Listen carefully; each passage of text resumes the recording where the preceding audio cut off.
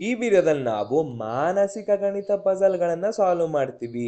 ಮೊದಲನೇ ಪಜಲ್ ಏನಂದ್ರೆ ಸಂಕಲನ ಬಲೆ. ಇಲ್ಲಿ 3 ಕಂಬ ಸಾಲುಗಳನ್ನ ಕೊಟ್ಟಿದ್ದಾರೆ. ಈ ಕಂಬ ಸಾಲುಗಳಲ್ಲಿ ನಾವು ಆಟ ಆಡ್ಬೇಕು. ನಿಯಮ ತುಂಬಾ ಸುಲಭವಾಗಿದೆ.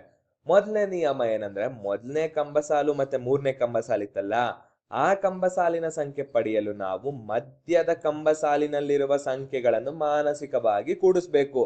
ನೋಡಿ, ಒಂದ್ ಅಡಿಷನ್ ಏನಂದ್ರೆ ನಾವು ಎಷ್ಟು ಸರಿ ಬೇಕಾದ್ರೂ ಕೂಡಿಸ್ಬೋದು, ಅದಕ್ಕೆ ಲಿಮಿಟ್ ಅನ್ನೋದು ಇರೋದಿಲ್ಲ. ಒಂದ್ಸರಿ ಕನ್ಫರ್ಮ್ ಆದ್ಮೇಲೆ ನಾವು ಬಯಸುವ ಸಂಖ್ಯೆಯ ಕಡೆಗೆ ಬಾಣವನ್ನ ಎಳೆಯಬೇಕು.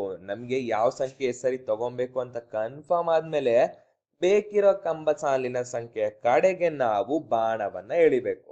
ಮತ್ತೆ ಎಷ್ಟು ಬಾರಿ ಆ ಸಂಖ್ಯೆನ ಪರಿಗಣಿಸ್ತೀವೋ ಅಷ್ಟು ಬಾರಿ ನಾವು ಬಾಣವನ್ನ ಎಳಿಬೇಕು. ಇದ್ಯಾಕ್ ಕಷ್ಟ ಅನ್ಸುತ್ತೆ ಅಂತ ಅನ್ಕೋಬೇಡಿ, ಈಸಿಯಾಗಿ ನಾ ಹೇಳ್ಕೊಡ್ತೀನಿ. ಉದಾಹರಣೆಗೆ 19,500. ಈಗ ನಾನು 19,500 ಬರೆಸ್ಬೇಕು ಈ ಸಂಖ್ಯೆಗಳನ್ನ ಬಳಸ್ಕೊಂಡು. ವಿಶೇಷವಾಗಿ ಸಂಕಲನ ಆಗಿರೋದ್ರಿಂದ ಈ ಸಂಖ್ಯೆ ಮತ್ತೆ ಈ ಸಂಖ್ಯೆಯನ್ನ ನಾನು ಡಿಲೀಟ್ ಮಾಡ್ತಿದ್ದೀನಿ. ಯಾಕಂತ ಹೇಳಿದ್ರೆ ಇವೆರಡೂ ಸಂಖ್ಯೆಗಳನ್ನ ನೋಡಿದಾಗ 19,500ಕ್ಕಿಂತ ದೊಡ್ಡ ಸಂಖ್ಯೆಗಳಾಗಿವೆ. ಈ ಎರಡೂ ಸಂಖ್ಯೆಗಳನ್ನ ಬಳಸ್ಕೊಂಡು ನಾನು 19,500 ಬರೋ ತರ ಸಂಕಲನ ಮಾಡಕ್ಕಾಗಲ್ಲ. ಹಾಗಾಗಿ ಇವೆರಡನ್ನ ಡಿಲೀಟ್ ಮಾಡ್ತೀನಿ. ಉಳಿದಿರೋ 3 ಸಂಖ್ಯೆ ಏನಿದೆಯೋ ಇದನ್ನ ಬಳಸ್ಕೊಂಡು ನಾನು ಸಂಕಲನ ಮಾಡಿ 19,500 ಬರೋ ತರ ಮಾಡ್ಕೋತೀನಿ. ಮೊದಲನೇದಾಗಿ ನಾನು 13,000 ಪರಿಗಣಿಸಿ ಇಲ್ಲಿಂದ ಒಂದು ಆರೋ ಮಾರ್ಕ್ ತಗೋತೀನಿ. ನೋಡಿ, ಈಗ ನನಗೆ 13,000 ಸಿಕ್ಬಿಡ್ತು. 13,000 ಸಿಕ್ತು ಅಂದ್ಮೇಲೆ ಉಳಿದಿರೋದೆಷ್ಟು? 6,500. ಇವೆರಡು ಸಂಖ್ಯೆ ನಾನು ಬರ್ಸ್ಬೇಕು. ಮತ್ತೆ 13 ತಗೊಳಕ್ ಆಗಲ್ಲ, ನಿಮಗ್ ಗೊತ್ತು ಯಾಕೆ ಅಂತ. ನೆಕ್ಸ್ಟ್ ಈ 1,500 ಏನಾರ ಮಾಡ್ಬೋದಾ? ಒಂದ್ಸರಿ 1,500 ತಗೊಂಡ್ರೆ ಎಷ್ಟಾಯ್ತು? 14,500. 2 ಸಾರಿ ತಗೊಂಡ್ರೆ 16,000. 3 ಸರಿ ತಗೊಂಡ್ರೆ ಎಷ್ಟಾಯ್ತು? 17,500 ಆಯ್ತು. ಇನ್ನೊಂದ್ಸರಿ ಪರಿಗಣಿಸ್ಬಿಟ್ರೆ 19,000 ಆಗೋಗುತ್ತೆ. ಆದ್ರೆ ಇಲ್ಲಿ 500 ಇರೋದ್ರಿಂದ, ಇಲ್ಲಿ 400 ಇರೋದ್ರಿಂದ ಹಂಗ್ ಮಾಡ್ಕೊಳಕ್ ಆಗಲ್ಲ. ಯೋಚನೆ ಮಾಡಿ, ಮಾನಸಿಕವಾಗಿ ನೀವು ಕೂಡಿಸ್ ನೋಡಿ. ಇಲ್ಲಿ 400 ಇರೋದ್ರಿಂದ ನಾವು 400ನ್ನ 5 ಸರಿ ತಗೊಂಡ್ರೆ 2,000 ಬಂತಲ್ವಾ? ಹೌದು, 400ನ್ನ 5 ಸರಿ ತಗೊಂಡೆ, ಹಾಗಾಗಿ 5 ರೇಖೆ. 1,500 3 ಸರಿ ಪರಿಗಣಿಸಿದೆ, ಹಾಗಾಗಿ 3.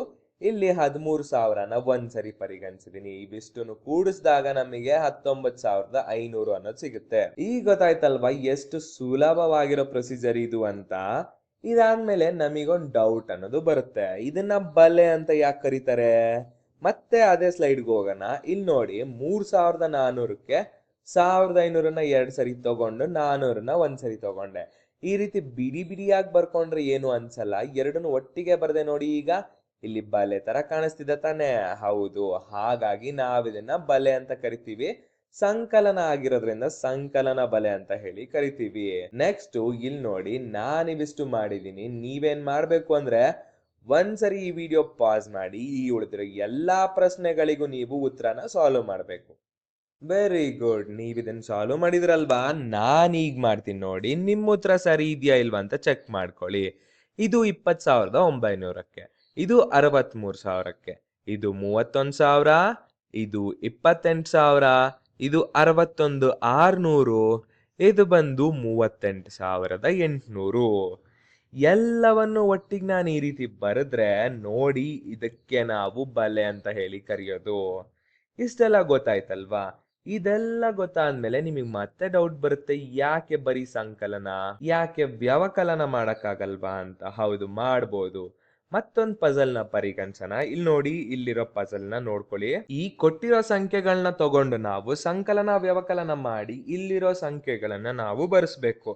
ನಾನು ಈ ಉದಾಹರಣೆಯಲ್ಲಿ ದೊಡ್ಡ ಸಂಖ್ಯೆನ ಮಾಡಿ ತೋರಿಸ್ತೀನಿ ಹೆಂಗ್ ಮಾಡೋದು ಅಂತ. ಉಳಿದಿರೋದನ್ನ ನೀವೇ ಮಾಡ್ಬೇಕು. 45,000 ಬರೋದಕ್ಕೋಸ್ಕರ ನಾ ಏನ್ ಮಾಡ್ತೀನಿ, 40,000ನ ಮತ್ತೆ 7,000ನ ಕೂಡಿಸ್ಕೋತೀನಿ. ಎಷ್ಟು ಬರುತ್ತೆ? 47,000. ಇಲ್ಲಿ ನಮಗ್ ಬರ್ಬೇಕಾಗಿರೋದಕ್ಕಿಂತ 2,000 ಜಾಸ್ತಿ ಬಂದಿದೆ. ಈಗ ನಾ ಏನ್ ಮಾಡ್ತೀನಿ, ಇದನ್ನ ಕಮ್ಮಿ ಮಾಡ್ಕೊಳೋದಕ್ಕೋಸ್ಕರ ಇಲ್ಲಿರೋ ಸಂಖ್ಯೆಗಳಲ್ಲಿ ನಾನು 1,500ನ ಪರಿಗಣಿಸಿ ಇದ್ರೊಟ್ಟಿಗೆ ನಾನು ವ್ಯವಕಲನ ಮಾಡ್ತೀನಿ.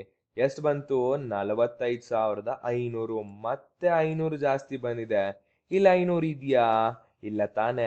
ಹಾಗಾಗಿ ನೀವು ಮತ್ತೆ ಯೋಚನೆ ಮಾಡಿ ಏನ್ ಮಾಡ್ಬೋದು ಇಲ್ಲಿ ಅಂತ. ನನ್ನ ಯೋಚನೆ ಪ್ರಕಾರ ನಾನು 45,500 ಒಟ್ಟಿಗೆ 800ನ ಕಳೆದು ಇದ್ರೊಟ್ಟಿಗೆ ನಾನು 300ನ ಕೂಡಿಸ್ತೀನಿ. 800 ಪ್ಲಸ್ 300 ಅಂದ್ರೆ ಇಲ್ಲಿ -800 ಪ್ಲಸ್ 300 ಬಂದು 500 ಅಂತಾನೆ ಆಗುತ್ತೆ. ಹಾಗಾಗಿ ಉತ್ತರ 45,000 ಅಂತಾನೆ ಬರುತ್ತೆ. ಇದನ್ನ ನಾನು ಈ ರೀತಿ ಬರೆದು ತೋರಿಸಿದೀನಿ ನೋಡಿ. 45,000 ಪ್ಲಸ್ 7,000 ಮೈನಸ್ 1,500 ಮೈನಸ್ 800 ಪ್ಲಸ್ 300. ಈಗ ಗೊತ್ತಾಯ್ತಲ್ವಾ ಈ ವೆಬ್ ನ ಹೆಂಗೆ ಸಾಲ್ವ್ ಮಾಡೋದು, ಏನ್ ಮಾಡೋದು ಅಂತ. ಇದನ್ನ ಕಲ್ತ್ಕೊಂಡು ನಿಮ್ಮ ಯೋಚನಾ ಶಕ್ತಿನ ಹೆಚ್ಚಿಸ್ಕೊತಾ ಹೋಗ್ಬೇಕು.